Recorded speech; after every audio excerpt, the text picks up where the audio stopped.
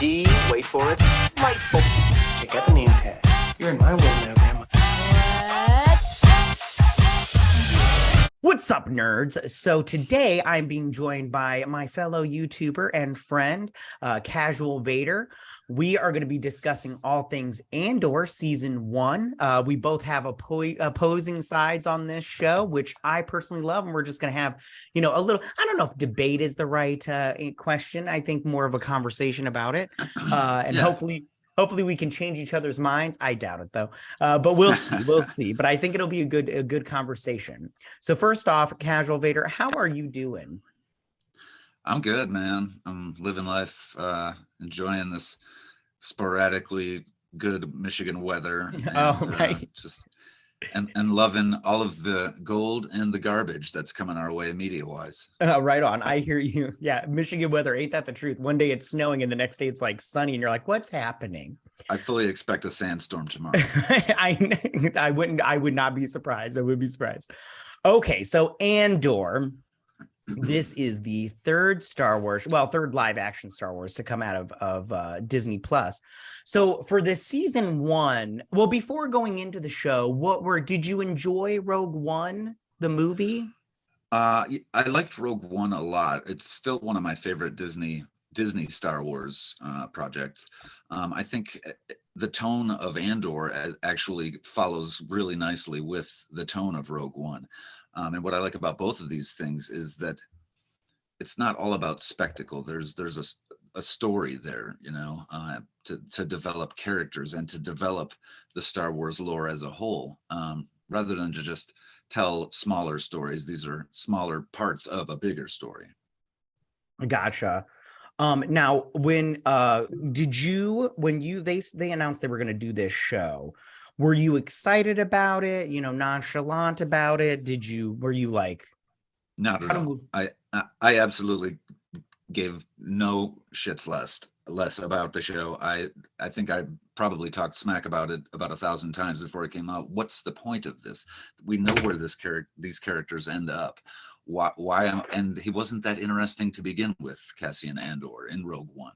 I found him to be one of the lesser interesting characters in the movie. So no, I had absolutely no faith that this was going to be anything worth watching, but it's Star Wars, man. You got to watch it. And go ahead. Oh no, I was just going to say I'm in the same boat. Go ahead and finish your thought. And I was happily surprised to be completely wrong with my initial opinion of it. I think it's an engrossing and thoroughly entertaining show that has a lot of depth and a lot of really great character development. Gotcha. I disagree, but we're going to discuss that. We're going to discuss that. So, so I personally going into this show, I love Rogue One. I'm in the same boat with you. It's one of my favorite things that Disney Star Wars has put out. In terms of, what was that? Vader porn. Right on. In terms of movie wise, it's definitely in my top 3. I do enjoy this movie a lot. And I like the pacing. I do like the characters. I think that end space battle was very cool. Like you said, Vader showing up the end was very cool. I enjoyed all that stuff. This show, on the other hand, I wasn't not excited about this show, but like you, I was just very nonchalant about I'm gonna watch it, and I liked Rogue One, so let's see how this show turns out. I wasn't hating on it, but I wasn't oh, I'm excited for it. But overall, what were your thoughts about this season? Each episode surprised me with the quality of the writing, the quality of the production, and I guess maybe it's because my expectations were so low that I find it as good as I do, partially. I think Tony Gilroy is a great writer. I think he's got an excellent team on his hands. Diego Luna is obviously invested in this thing. He's one of the co-producers. Great soundtrack by Barry McCreary. I find myself really engaging with some of the characters that I would not have thought that I would even care about. Mothma, another character who, we know from the other movies, was basically a figurehead. But I think they've given her a lot of depth, and that family dynamic is incredible. She slaved out her daughter in the last episode. Oh yeah, she pimped her out for sure. I was like, oh, you are hardcore about this rebellion, Mon Mothma. I'm sorry. Would you finish your thoughts? I didn't mean to interrupt you there. I do agree, though. She did pimp out her daughter. In fairness, her daughter was all about it. Like, she's all like, yeah, mom, pimp me out. I'm excited for this. Did have that look on her face, like I'm not as against this as you thought I might be, mom. Yeah, like yeah, her and her other, I don't know what they're called, because they really didn't go into that. I disagree with the Mon Mothma thing. I found Mon Mothma, I was all like, it was kind of boring to me. Well, I found the whole season very boring. I thought it was, the pacing in this show is my biggest problem with this show. I felt like there are so many, like, and I do want to add, that's my next question, but there are moments in this show, like little lampposts, that I think are good scenes. I'm like, that right there is a very well-written scene. It's good. I enjoyed it, but it took me 40 minutes to get here. Why would I have to? I feel like if Tony Gilroy and his brother Dan would have tightened the script a little bit better. Like, do we really need to see Bex, is that her name, Bex, walking through the streets of Ferrix for 5 minutes? I mean, did we need to see her walk through that entire town to get to that little tower to contact Stalin's Skarsgård's character? I didn't feel we needed all of that, but they felt they needed to film all that and put it in their show. And I'm all like, why all that stuff, take it out, get rid of it. It's not needed. You know, when you get to the meat of the story, that's what I'm interested in. And right now you're just showing me the skin. So I'm like, I don't want to see it. I don't want to see it.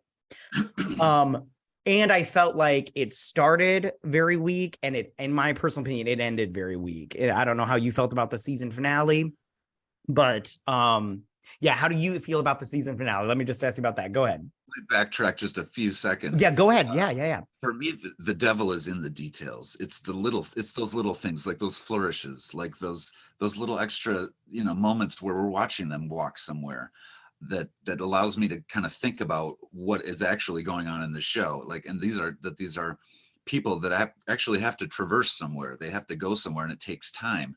I mean, I know that's not, you don't want to watch a walking simulator really, but for me, it's the little things, like showing somebody just sitting in an alleyway weaving a basket or whatever in the show that gives the world that lived in feel.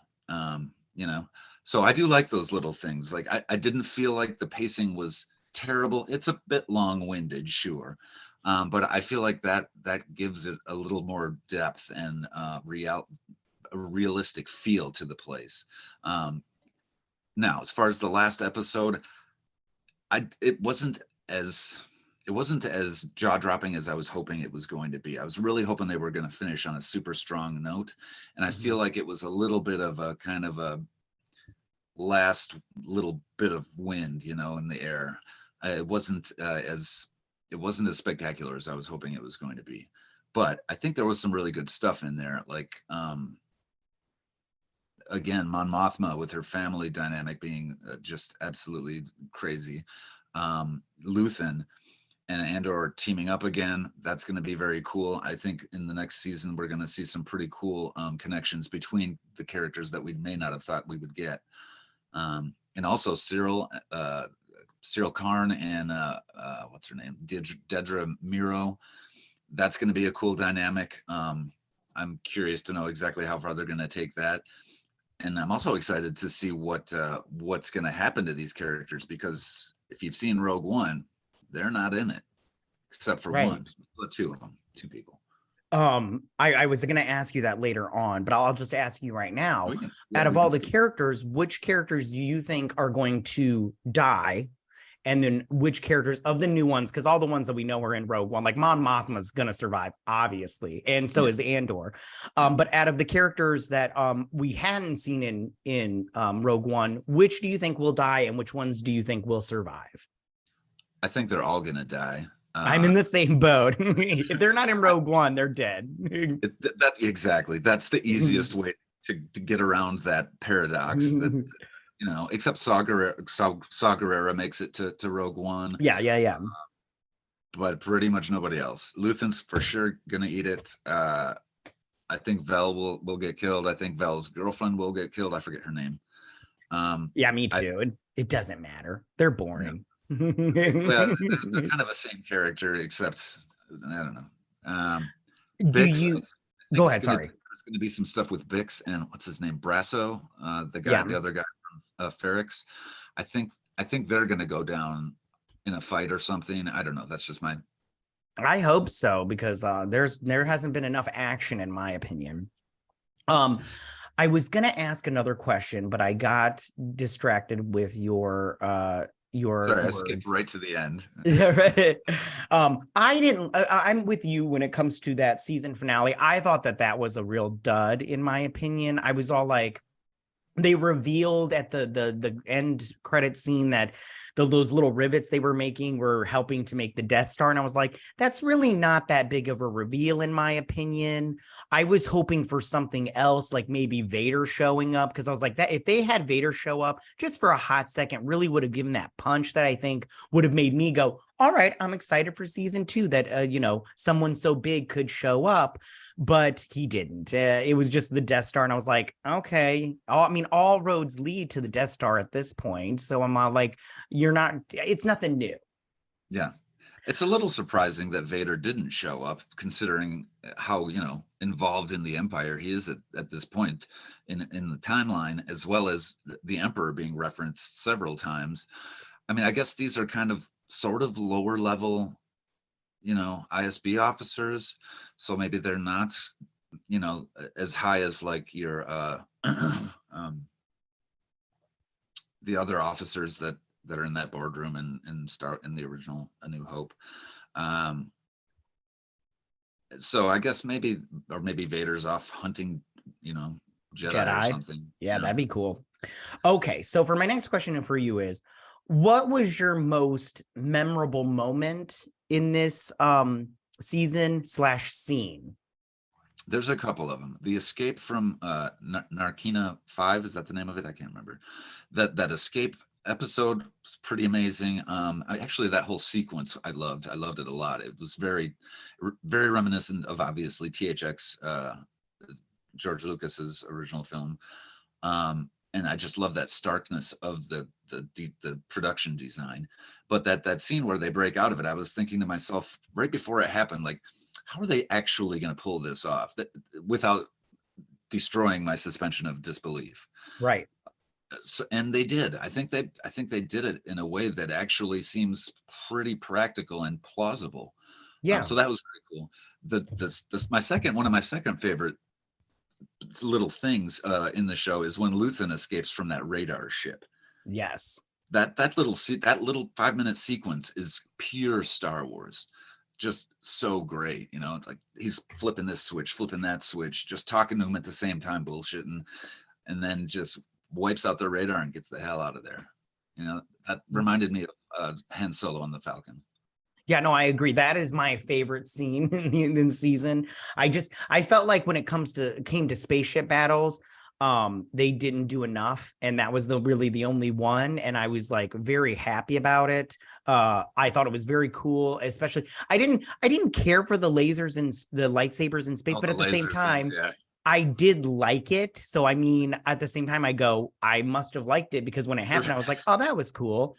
And that was in the trailer. But if you remember the trailer, he didn't have the little lasers coming out of his thing. They just showed him twirling. Yes. And I was like, that is very good that they left that out, because it was a very good surprise for me personally. It was pretty cool. Yeah. Like, weird, but very Star Wars. Very Star Wars. Yes, exactly. Which is I'm going to ask you that question, but I just also another scene that really going back to what you said of on Arcanian 5 during the prison break, I really liked Andy Serkis's speech that he gave to the other prisoners, and when I really liked it. Now Luthen gives a really good speech later on at the end of that episode, which the first time I watched it, I was like, oh, this is so pompous. But then I watched it another time and I was like, it's actually a really good speech. When you're in a rebellion, you got to give up everything. Some people do. And you're seeing that with Mon Mothma. She totally is giving up her daughter, which is like crazy, but I'm all like, whatever. But, and I thought that it was very good. It was a very good speech, but I did like the Andy Serkis one better just because I'm all like, I don't know. I personally just liked it better. That was Yeah, that was another thing I wanted to mention was the monologues in this show. They're fantastic. Very good, yeah. Tony Gilroy writes some really stellar just chunks of dialogue. And yeah, they actually have meaning. And yeah, they have the potential to come off as pretentious or kind of, corny, but I think that the context that he puts them in and the actors he has delivering them just sells it. Yeah, I agree. It's there are certain things in this show that I just go, like, for instance, those monologues, they're very good. Now, the last monologue that Aunt Petunia, I don't remember her name, Mama Andor, Mama Andor, Marva? yeah, hers wasn't bad, but I just go, Stalin Skarsgård just did a speech about being in a rebellion, and his was so good that I was like, oh, honey, yours is like a 6, and his was like a 9. So by contrast, it wasn't quite there. Yeah, I was like, maybe they should have wrote your speech better than this, because yours wasn't bad, but I was all like, yours didn't get me to go like, hey, let's go fight.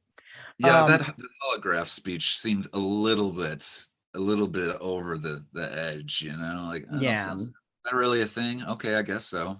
Right on, which I also don't think they use that character enough, because I was like, I really do like that actress. I don't remember her name off the top of my head, but I do feel like, but then again, some people, sometimes you get good actors and they have like a small role in a movie, so it happens. So I wanted to ask you this, because I've been struggling with this concept throughout this entire season. Do you think that Andor, does this feel like Star Wars to you? If so, how and why? And if not, how and why? Go ahead. That's the ultimate question, isn't it? It doesn't feel like what I'm familiar with from Star Wars. It feels to me like a new direction, with similar or with the themes from the actual, what I'm familiar with. It feels like driving down a road you haven't driven down before, that's an offshoot of the road you take to work every day. And I enjoy that about it. That at first, that would have, if it wasn't written so well, that would put me off. But I feel like the writing is so good that it pulls me in every single episode, and despite me going, it's not going to be as good as what I just watched. Like that, it's the next episode's not going to be as good, but it was, in my opinion. Gotcha. No, this is the thing. I want to agree with you, but because I totally get what you're saying, and I've heard people tell me stuff like this before, and I totally get what you're saying, and I'm not even like angry about it, but for me, while watching it, I go, this is not Star Wars, because I go, they've taken out the fun of Star Wars. They don't put in the things that, like, I understand, and people all the time tell me, well, you're not sophisticated enough to be patient enough to realize a good story. And it's like, no, I think, I'm not patient at all, but you need a little pew pew, and you need some spaceship battles, and you need those fun moments. And I always bring this one up because it's the only one I can think of off the top of my head. But when Han Solo is chasing those stormtroopers down that hallway of the Death Star, and then he realizes he's coming to a big group on him, he's like, oh shit, and then he pew pew, and then he runs away. I'm all like, that's fun. And I think that those moments are very Star Wars, and I think that this show lacks those things. And I feel like if you just would have put a more action into it, a little less melodrama, and at the same time, I understand that this is the beginning of a rebellion, and it's not easy. It's hard. It takes, sacrifice and hard work and all this stuff. But I just go, is that Star Wars? And for me personally, I go, no, it's not. It's not Star Wars. And Star Wars isn't a freaking character study, okay, assholes. So like maybe tweak yourself a little bit for season 2, okay? And there's no aliens. Also, no aliens. Like there's like they just throw in a hot alien every now and then. And when I say hot, they're not hot. They're those 2 aliens on a fishing trip in what was it, episode 7 or whatnot, when they escape and then they find him and then they put him in the Shelob webbing and everything. I just go, just those things, if they would just tweak those things, for me personally, it would put more towards me as a fan. To piggyback what you're saying, and to answer your question, which I didn't actually answer it, is it Star Wars? No, technically it is not Star Wars. Technically, it does not contain any of the identifiable features of Star Wars: Jedi, Sith, lightsabers, the Force, Darth Vader, the Emperor. I mean, you get his name like 3 times, but that's it. So right. As far as is it Star Wars? Nope. It's something else that is in the same universe. And I, at this point, I'm okay with that. Right on. Yeah. And I mean, like, and I tell people all the time, if you loved this show, I can't fault you for it. It's not, when I watch it, I don't like Boba Fett and Obi-Wan. There was one episode in Obi-Wan specifically. It pissed me off. Like I was like, who the hell wrote this nonsense? And then Boba Fett upset me because it was just so silly that I was just like, what is this nonsense? It's ridiculous. And that's my favorite character. But this show, it didn't make me mad. It's just while watching, I was like checking my phone because I was all like, I'm bored right now. So that's my only thing. I wanted to ask you, what was your favorite episode in this season? Book of Boba Fett. It's turning the galaxy's greatest bounty hunter into a used car salesman. Right. and not a good one. Just a sad old man who doesn't know how to make strategic war decisions or even run an empire. And why he would want to do those things, I don't know. He's a friggin' bounty hunter. Right. Obi-Wan Kenobi was like watching a 45-year-old man fall down the stairs for 6 hours. Right on. Into a garbage can at the bottom. Yeah, that show, I love hate that show the same way that I love hate She-Hulk. It's amazing fodder for us to just rail on. Right. You know? Nothing gives me a hate boner like bad TV. Right. So what was your favorite episode this season? It might have been, I think it might have been what's it called? The Eye of Aldani, the one with the meteor shower with where they actually pull off the heist. Episode 6. That one was just visually stunning, and it was kind of the culmination of all the episodes preceding it. So I think they did that really, really well, and visually just mind-blowingly good. Right on. I think for me personally, I think that I want to say it was episode 10, but don't quote me on that. It was the Prison Break episode. I really enjoyed the Prison Break. That was my favorite part. And like you said, I thought it was executed very well because I was like, how are they going to break out with no shoes on? And they're all like, yeah, and everything every 5 seconds. And the water thing, when he was doing the thing I didn't realize that was a water main. I was like, what is he doing there? They didn't really telegraph that all that well, what that was going to happen there. But yeah, I agree. Yeah, no, that was my, and then when you get to the end and Andy Serkis's character's like, I can't swim. I was like, oh shit. I was like, oh man, that's a bummer. Except me personally, I would have just jumped. I'd have been like, you know how little kids, they show these videos on YouTube of little kids being thrown into the pool and they're just all like, they're just like Peter Pan. I'm all like, just do that, because I'm all like, I know some people don't float, but I'm all like, I would try. Anything's better than going back to jail. I mean, especially when there's no release. So yeah, that was an awesomely tragic moment that I did not see coming. I really was not expecting that. I was expecting him to get killed or something, like shot and sacrifice himself for Andor and the rest, but that I did not see coming, and I like that kind of surprise. Right on. Okay, so do you think season 1 was a success in your opinion? Absolutely. Gotcha. Well, now let me just dissect that for a second. Yeah, go ahead. Was it a success in terms of storytelling and character creation and exceeding my expectations? Yes, absolutely. Was it a success in the eyes of most Star Wars fans or the world as a whole? Probably not. Yeah, I would agree with that in terms of like viewership wise, it was not a success. They even said they are chasing their audience. And they're putting it on, I believe this past weekend, they put it on MSNBC or NBC or whatnot to try to get more viewers, except they put the first 2 episodes. And I was like, wow, way to pick the not so exciting episodes to put on your thing.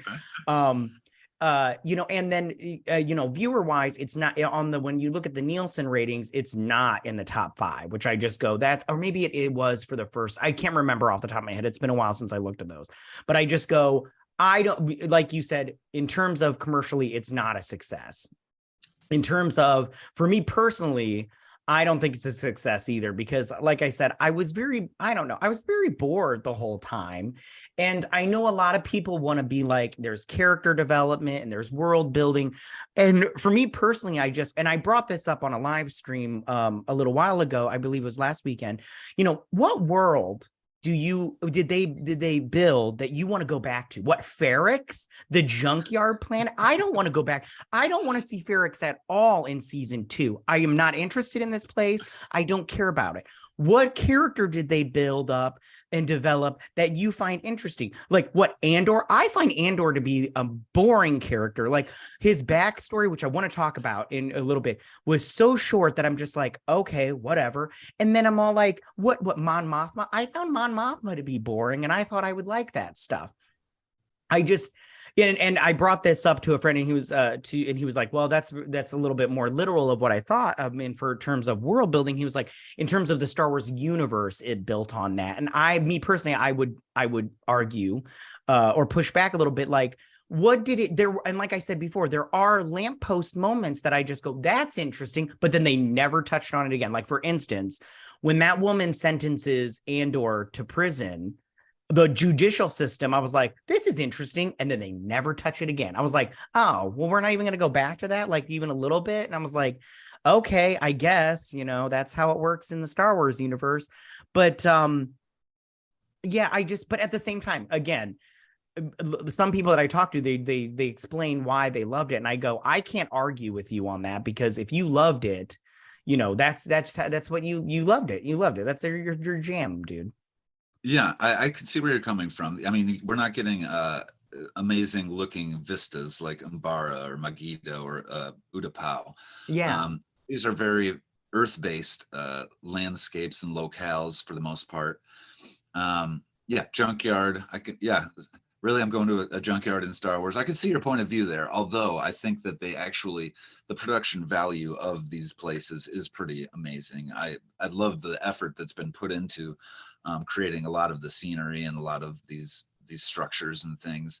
I can't argue with you there. I can't. I can't see. Go ahead. No, I'm sorry. I can see how there's not a lot of alien factor to it, even like when we're seeing the flashbacks of when Andor was a child and he's the alien, or rather the Empire coming in there is the alien to their little tribal people. They're still all humanoids, they don't have 8 arms or 5 eyes or anything. They're exactly like us, just taller, maybe. Yeah. Okay.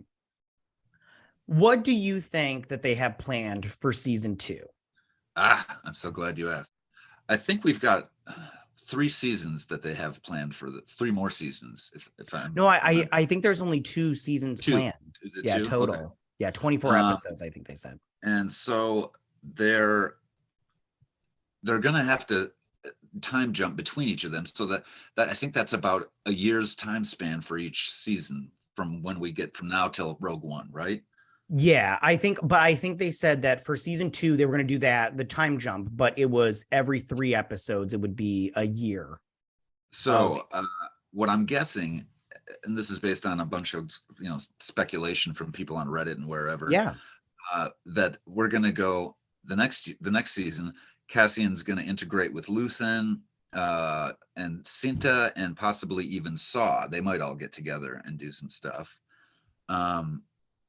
I think that they're going to focus on ensuring that Ferrex and their friends are safe.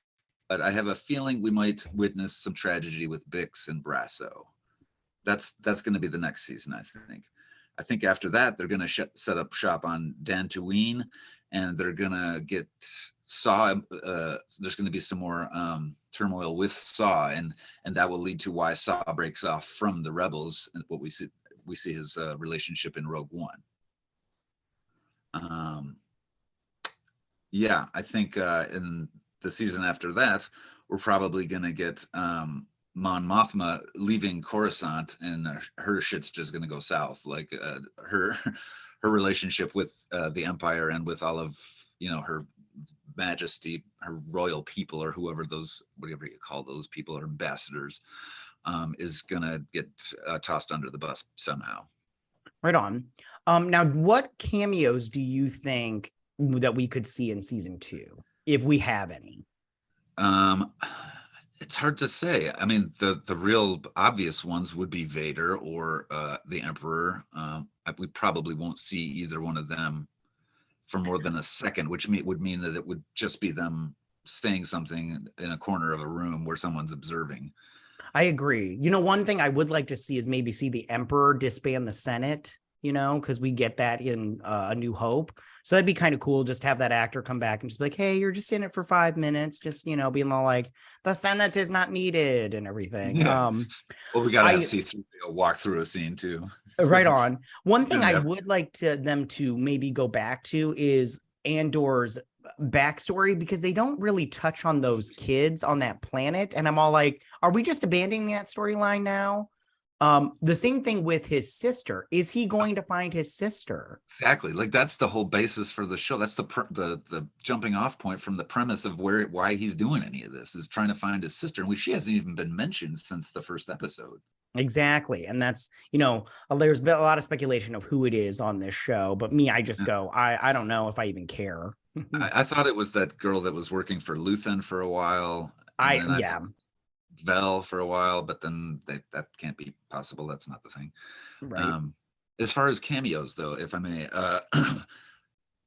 Jyn Erso and Krennic, those are 2 potential people that we could see. I don't anticipate it because I haven't heard of either of those actors being in touch with anybody for that reason, but those would be 2 other obvious ones, I would say. Right on. All right, buddy. Well, we will wrap this sucker up. Was there anything about Andor that you wanted to say? Yeah, if I was going to say anything to the people out there, if you haven't seen Andor, give it a shot. If you're a fan of Star Wars and you haven't seen Andor, give it a shot. I think it's worth your time, and I think it deserves more recognition than it's maybe getting right now. What about you, Matthew? Oh, I would say pass, unless you're like hardcore deep into Star Wars. I get it. There's no way I can't watch Star Wars, so I will be watching season 2. But I mean, and if you like it, good. So Casual Vader, where can they find you, these folks? The world famous YouTube, the one and only. Search for Casual Vader. You'll find my page full of movie reviews, Darth Vader helmets. We'll leave links in the description down below and all that good stuff. I just want to say thank you for having me today, Mr. Matt Cat. Oh yeah, 83. Of course. And this has been a lot of fun, man. Keep on loving music, movies, whatever have you, shows, and keep on hating them, because that's fun too. Right on. All right, you guys, we're going to wrap this sucker up. If you like this kind of commentary and everything, you can tell us all about it. You guys can check out Casual Vader's channel. I will leave links in the description down below. If you like Andor, go ahead and check it out. If not, I completely understand. If you are, tell us what you guys think about this show. Did you like it? Did you not like it? Who was your favorite character? What was your favorite storyline? What was your favorite scene? All that good stuff. Go ahead and leave all your comments in that section down below. If you like this video, go and hit that like button. I won't mind. Casual Vader, you won't mind? Not at all. Right on. Of course you won't. And if you're new to my channel, please hit that subscribe button. I'd greatly appreciate it. And I will see you guys on the next Andor review. You guys have a good day. Bye.